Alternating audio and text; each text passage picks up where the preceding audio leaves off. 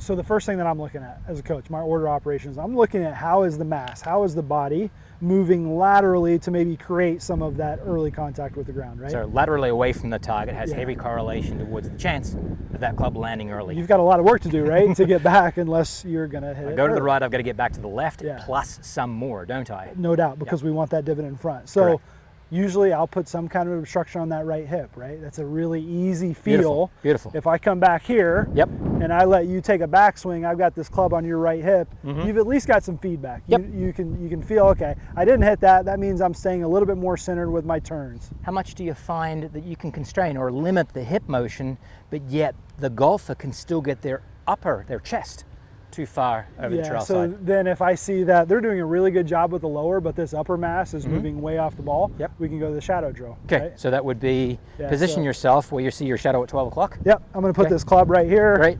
That gives you some kind of a reference point for what kind of movement is happening during the motion. Yeah, cool. And pretty centered, right? I really feel my sternum staying directly over the middle of my stance here. Yeah. And that gives me a great sensation that I'm going to strike ball before I strike ground. Yeah, so that's the first part, right? So in this swing right here, let's try to get you to feel like you're doing all that turning a little bit more centered. Okay. Awesome. We can even see we got a nice little brush of the turf right in front of the ball. Yep. Let's talk downswing. Okay. So let's say that you've got somebody that's doing all those really good things in backswing, they're not swaying, but we start to see dynamically in downswing, things start to tilt the wrong direction, right? Okay, so I've done well on the backswing. I'm coming into my downswing and I've got the upper mass moving to the right. Exactly. We're going to fat it. Yep. We're going to add loft, we're going to probably let go of some angles, and we're going to fat it. So we've got the fall drill. We love to give players a sensation that their left side right here, left hip, left shoulder is really going to feel like it's falling right here. You just feel that sensation of even unweighting that lead foot a little bit, right? I feel like I'm allowing my left knee to flex more as the front of my left hip is moving just a little bit downward.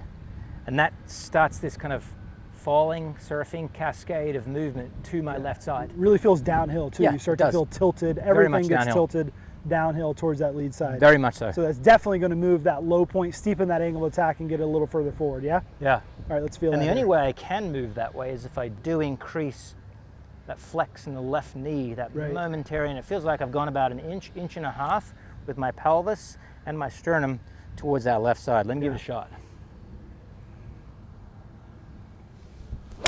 Nice. Oh yeah. Another really solid one. I think it may be a good idea before we move on to any other solutions is like say that pelvis is moving forward, right? It's going towards the target.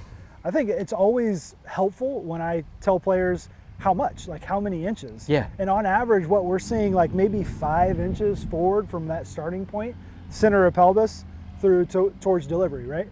From where they arrive in the backswing to when they end up, the total change. Right. Total change from end of backswing to forward swing, about 5 inches. Yeah. Total change from where it starts, at the start of the swing, about 3.5. Yeah, cool. All right, what's our next solution for low point? We're doing correct. Our body is money.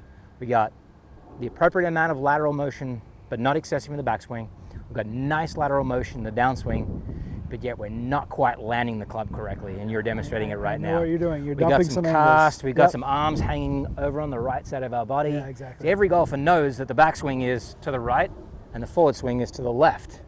But done kind of statically, it's arms start in front of the body, they move over the right shoulder, and then they need to get over the left shoulder. Yeah. Well, if the arms hang back too long on our right side, there's a good chance we might be doing the correct thing with our body, but we're invariably going to face situations where we land the club early. Yeah. So what we have to do is we have to learn to land the club later outside of what we're doing so correctly with the body. And so it's a drill that we call link divots. We prescribe so frequently. So push the ball out of the way. And you've done well. You've already got us some good divots. We've already got a divot. Right? Yeah, exactly. I'm going to start it fresh. Okay, cool. So start it fresh. Do the whole drill. So the first one is I'm going to attempt to start with the club at 0, but I'm going to land the club directly back at 0. So what I mean by that is 0 is where the back of the ball would be, and I hit the ground exactly where the back of the ball would be.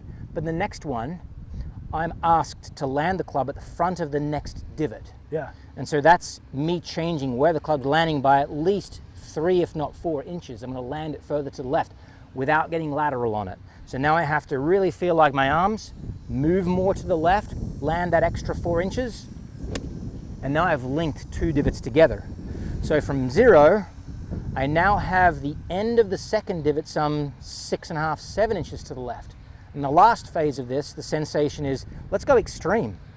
Let's land that club 7 inches further to the left, and you see how far out my lead arm, my left arm, has now gone to land the club that far to the left. I'll do it at some level of speed. Nice. There we go. And I take some portion of that sensation into my next swing to land that club yet again further to the left. Let's give it a shot. Yeah. So what do we see in that ball flight?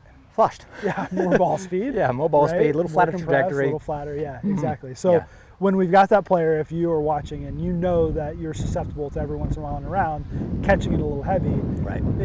It's got to be one of these, right? One of these things is what's causing that, yes? Definitely. So we gave it to you here free. Come see us in person, Right. triple rates. Yeah.